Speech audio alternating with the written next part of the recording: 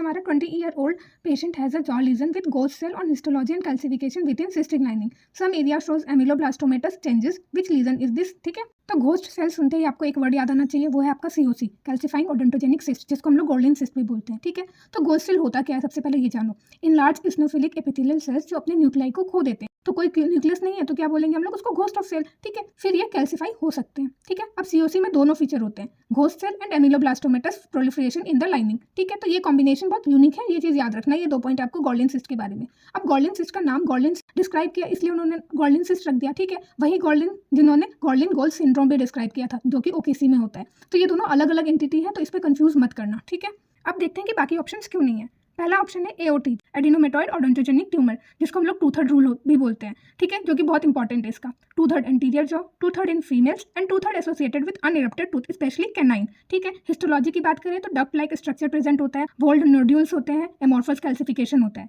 लेकिन जो main feature है वो है कि घोस्ट सेल इसमें एब्सेंट होता है। ये यूजली यंग पेशेंट में होता है, इनकैप्सुलेटेड होता है और लो रिकरेंस है इसका। ठीक है, इसलिए इसका कंजर्वेटिव ट्रीटमेंट होता है। तो इसी वजह से इसमें घोस्ट सेल नहीं है, इसका मतलब ये हमारा ये ऑप्शन नहीं है।